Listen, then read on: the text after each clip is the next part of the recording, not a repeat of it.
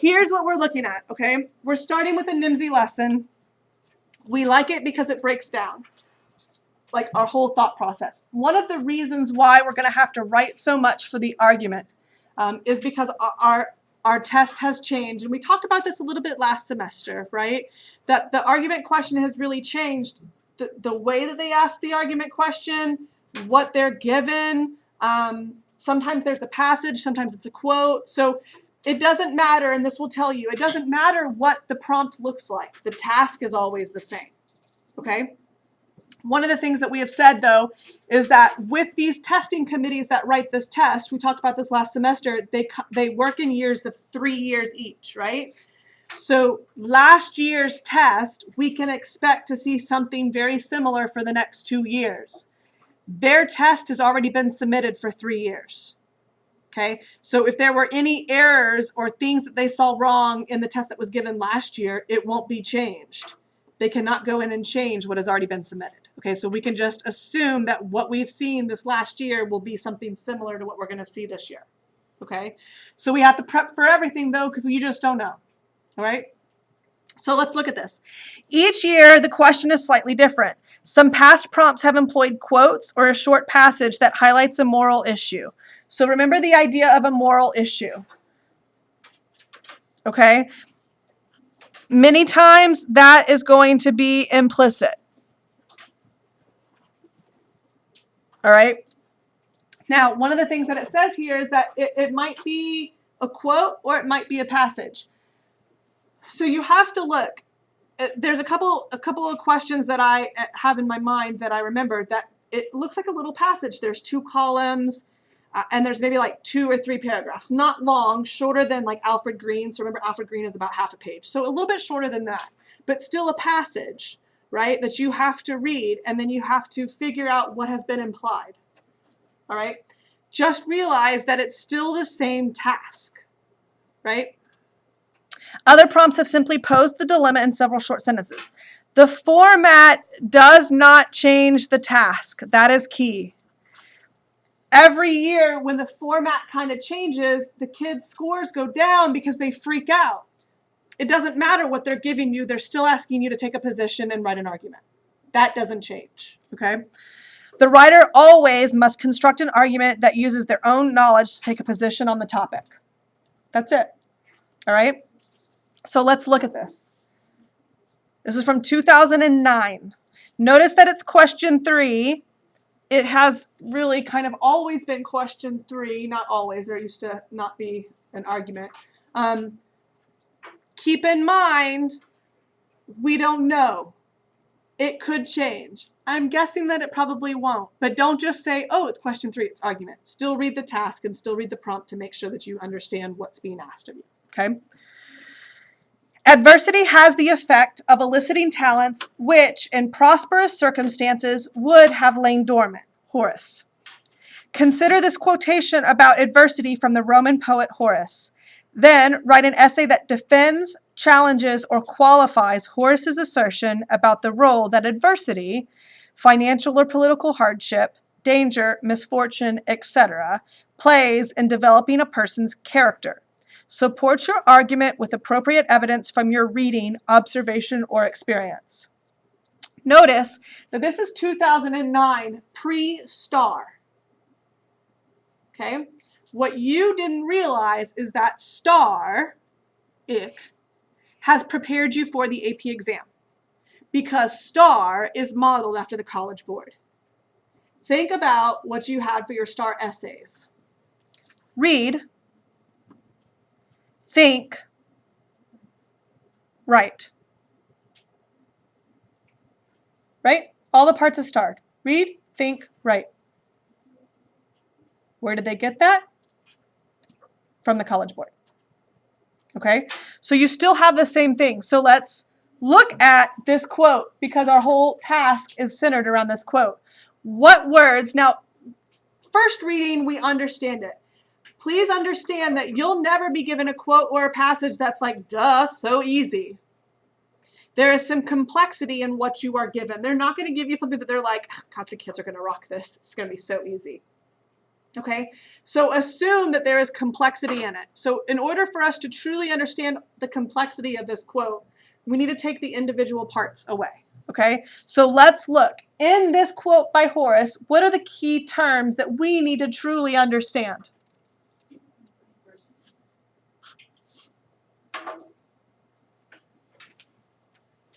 What else?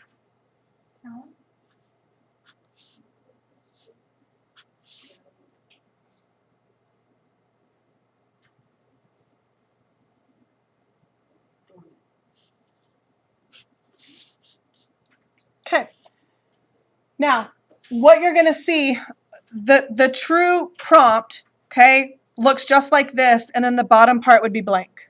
So all the stuff that's down below would be blank, okay? So know that for the NIMSY assignments, we kind of take you through a thought process through it, okay? So what we're going to write down here, I would, in the planning period, be writing up there, okay? So Horace argues that adversity elicits talents. So this is a claim that Horace is making. So let's look. Explain what elicits means in this context. So what does that word mean in context? What do we think? The word elicit, what does it mean?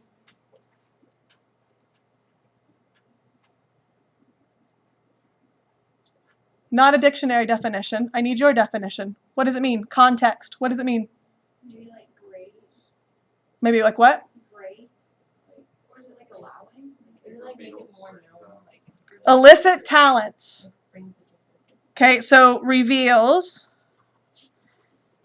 brings to the surface. Is it something that's like illicit? Something that's like obvious? Easier to see? It could make it easier to see.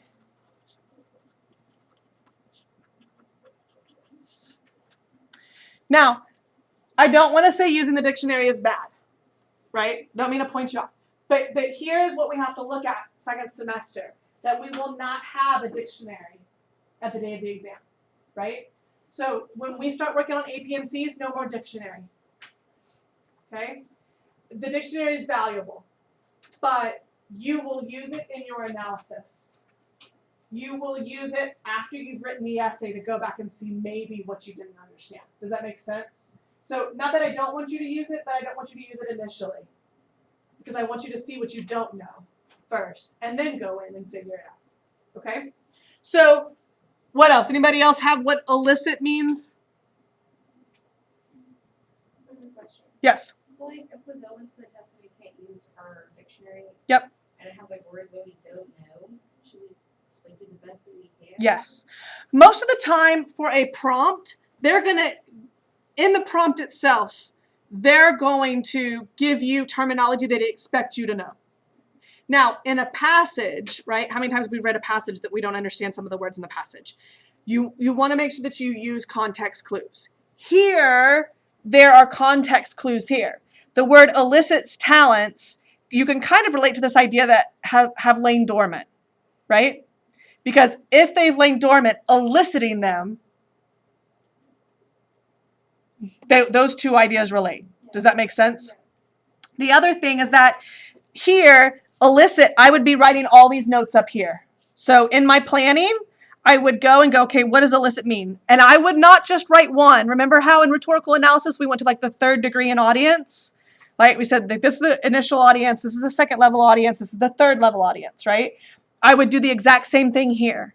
I would go as deep as you know about elicit. Okay, what does elicit mean to me? And I'm going to write them down.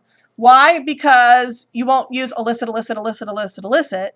in your argument. Now you have other words that mean the same thing, but again, the deeper you go, these are helping lead you to examples to use. Okay? All right. Second, let's look at define. There's two parts to this one. So now let's look at elicits talent. Those two things go together. So let's look at defining talent. Not examples of, but how would we define a talent? Something that comes naturally. Okay, so it can come naturally. Better than others. Something you do well, better than others.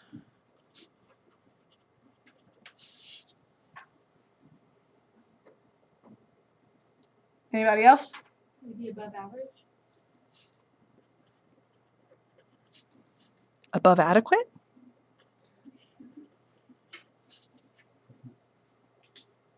Okay. The one thing that I want to stop and say here is we talked a little bit last semester. When you're in an argument with somebody, and I'm not talking a volatile, right, argument. I'm talking in like a difference of opinions, right, talking. You have to, in order to have a scholarly conversation, everybody has to be on the same playing field, meaning everybody has to be coming from the same direction and understanding. So when you have key terminology that is key to the prompt or the task, you have to make sure that you define that word somewhere in your introduction or somewhere in your analysis so that when you are explaining to me what you believe a talent to be, I go, okay, I can see your definition and I can understand the direction you're going. Does that make sense? If you are not defining key terminology, and that's why we're going through all these different pieces, then there's not a common ground for your argument. Does that make sense? Okay. Everybody has to understand the direction that it is that you are going. And in order to understand that, we must understand your definitions of key terms. Okay. All right. So now let's look at the second part.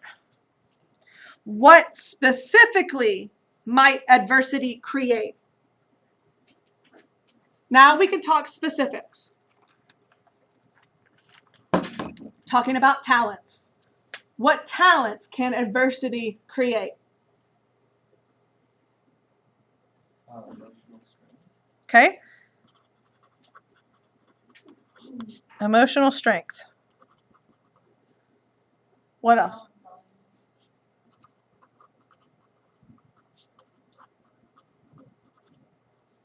What else? Academic. Meaning what? As in, Like knowledge? yeah. Okay.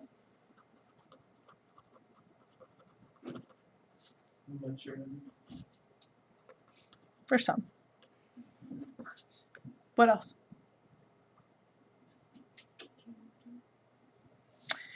Not a talent. So we're leading to all those things when you say kind of go into character, somebody's character. So character isn't a talent. So I would say that would be a culmination of all this, and we're going to get there.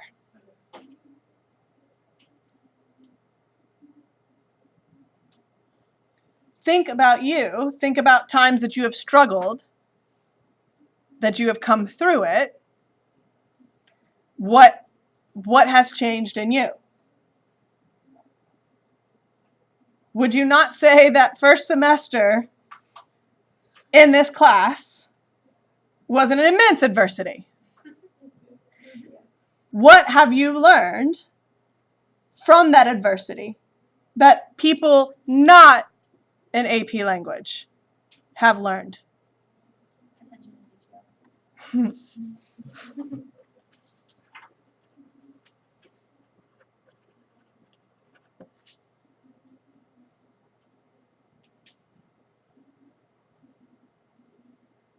Do you think people not in AP Lang have the work ethic you have?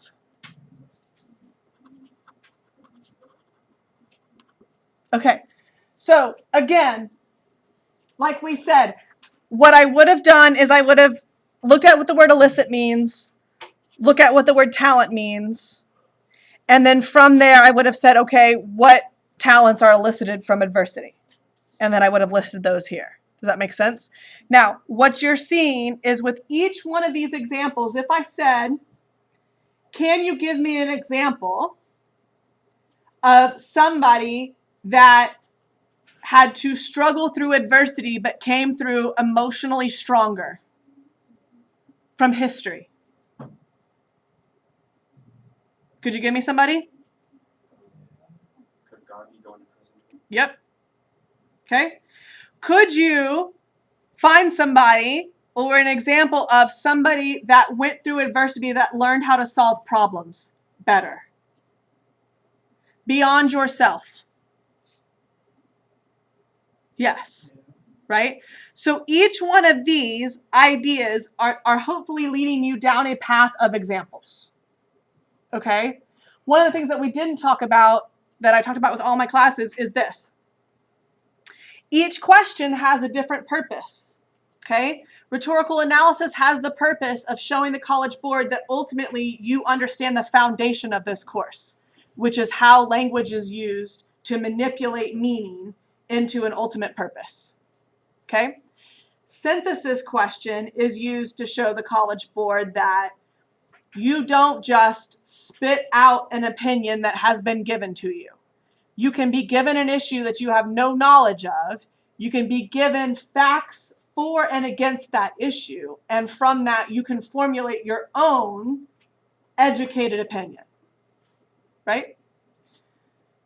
The argument question is used to show that you are a worldly person. That you are not a self-centered teenager that all adults think that teenagers are. Not me. Okay? So what you have to do is you have to look beyond yourself and find examples from varying degrees of society. History, current events, technology, science, math, art, current events, right? So that's the purpose of this. So by us giving ourselves these ideas, you are leading yourself down a path to an example, which is the hardest part, honestly, of argument, is trying to find evidence to support it. Okay? All right. So now let's look at question number 2. Horace also argues that without adversity, those talents would have lain dormant. So notice that this is a claim, and this is really claim number 2. Really, we understood that, but we didn't see it as another claim. But it is a claim that he is making, right? So that's the other part that we have to notice. So now, let's look at the idea of laying dormant. Remember, when we talk about rhetorical analysis, we talk about the word outside of its context. So when I think of the word dormant, or when I say the word dormant, what comes to mind? Sleep, which is funny. My first period, first, second, third, my first half of the day said volcanoes, right? Volcanoes are dormant, right? 5th and now 6th period have said sleep, which I think is really funny. Okay, so if we're talking about something that has lain dormant, what truly does that mean?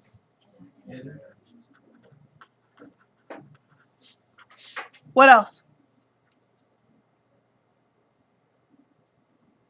Inactive. What else? It has potential. Okay. Has potential. I was kind of thinking like at rest. Okay, it is at rest. So look at this idea that it has potential, that it is inactive, that it is at rest. What does that imply?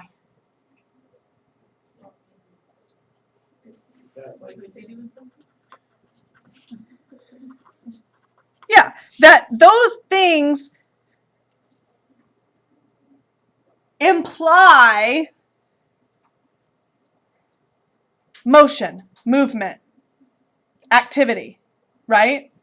So what this is saying ultimately is that adversity is the thing that wakes up those skills, those abilities, right?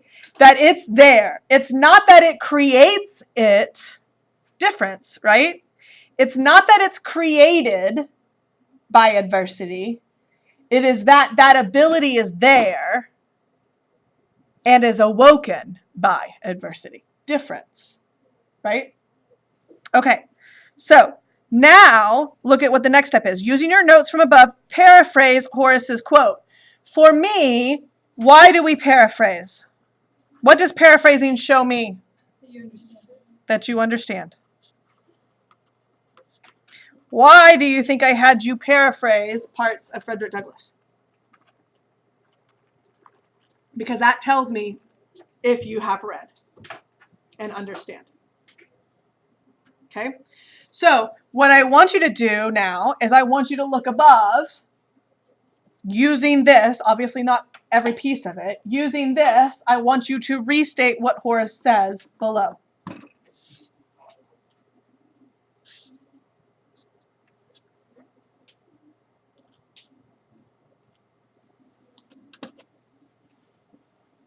Got here at 135 or 40.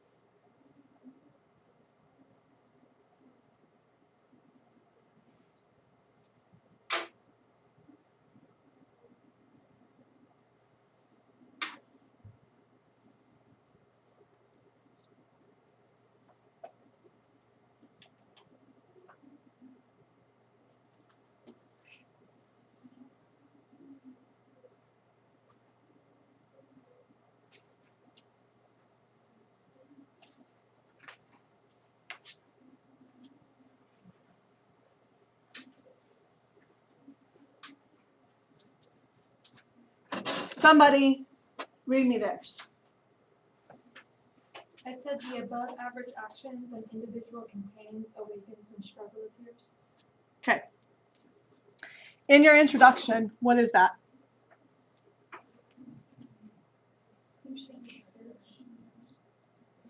In your introduction, what is that? It's your thesis. For argument, your thesis must contain a position. Right?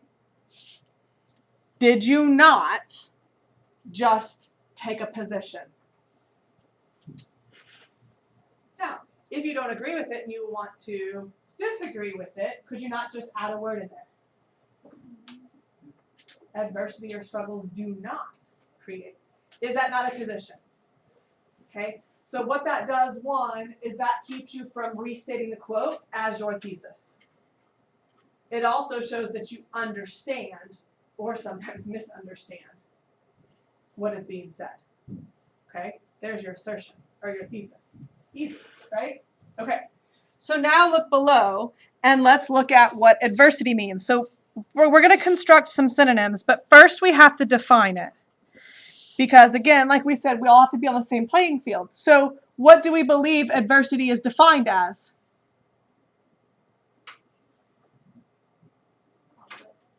Okay? Easy definition, conflict. Okay? Now, what we saw up here in the prompt, in this parentheses, is what we called our little golden nugget, right? Kind of like we did for rhetorical analysis, that's a golden nugget. Those are just different places or types of adversity. Does that make sense? You can have financial adversity, you could have political hardships, you could be in danger, right? Those are types of adversity. So they gave you a little golden nugget to kind of figure out maybe some examples. So now let's think of some synonyms for adversity. Again, I would be doing that on the top by the word adversity, right? All right, so give me some synonyms for adversity. Trials.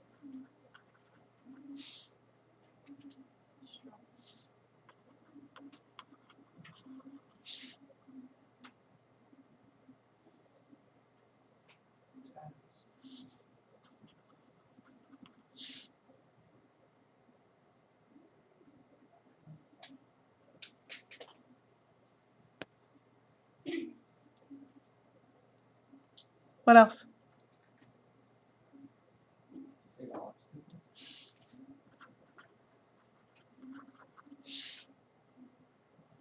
You want to go as deep as you can with that, right? Because what you don't want to say over 30 times in your essay is adversity. But ultimately, you don't want to redefine this as something else. Does that make sense? Okay. So again, this is why your bank up here comes in handy in your planning. Okay. All right, next. Now we need to examine the prompt's task again. You cannot just assume that it tells you to take a position. Okay. There are some prompts, and I have a couple in my mind, that it's a twofold prompt, a task. If you only answer part of the task and not the other, the highest you'll ever score is a 4. Okay? We cannot take the chance of not answering the question completely and scoring low or poorly on something that we should be scoring high. Okay? The argument and the synthesis will usually save our horrible rhetorical analysis. Okay? So you can't mess up in one of the two that you're supposed to do really well on. Okay? So we go through. So defend means what? If you defend a position, what do you mean? You agree. Challenge. Qualify. It's like is that the change? Where it's like, It's it's like right if if it's a perhaps. situation. Yes. It's right if, right? Okay, so it is, I do not agree with the death penalty except when blank. Okay? This is what I'm going to tell you.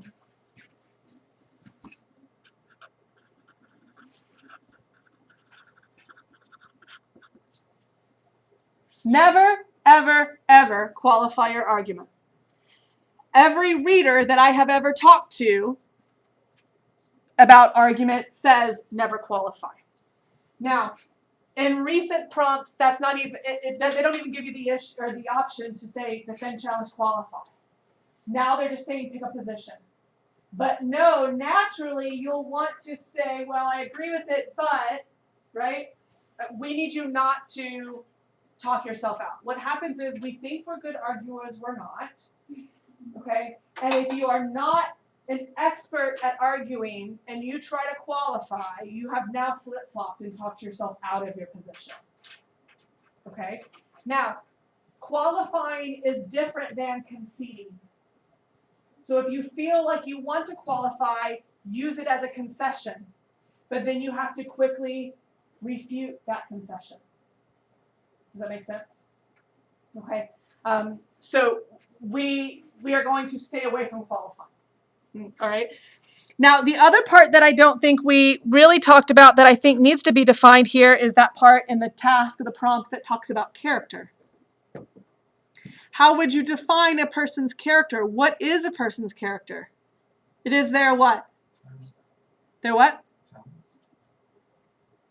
Talents. Do your talents define the person you are? Sometimes. Okay. It's like all the things Like what does that mean? like their personality, Okay. Like different traits, I guess. The way they Their act when they're innate faced with. senses.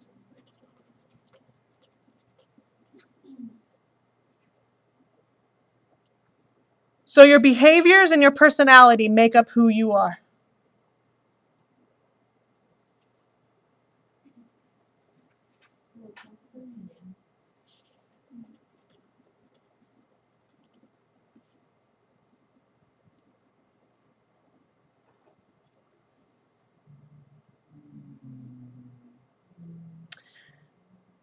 Looking back at last year's cheating dilemma, Wait, I had one more.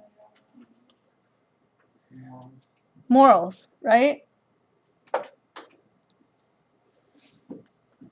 Just because you have the best personality in the world does not mean that you are a person of high character. Agreed? Just because you're the smartest person in the world does not mean that you are a person of high character. Okay? So again, in order for us to have a good conversation about this, we have to agree what character means.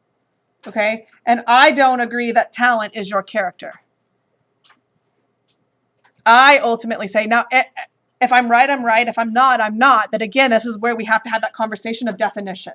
right? For me to have a conversation with you about character, I'm talking about your moral compass, right? There are many other aspects to it, but when I talk about character, I talk about that. That's the key to me.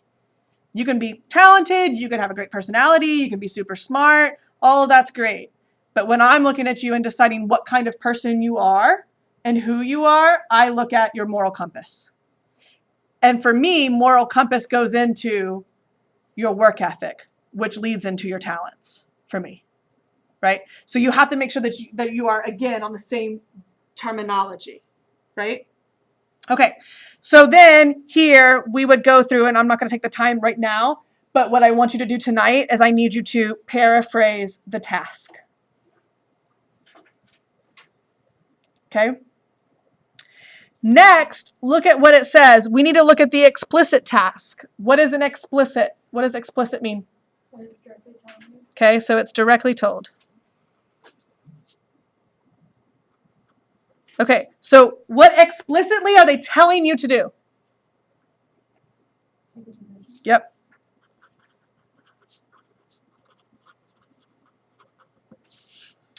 Implicit means implied, right? What does it mean? What are they implying here? What are they implying about this prompt? That what?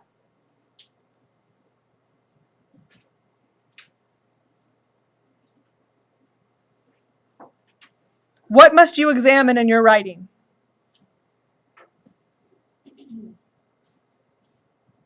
If Horace says adversity basically leads to character, what are we implying?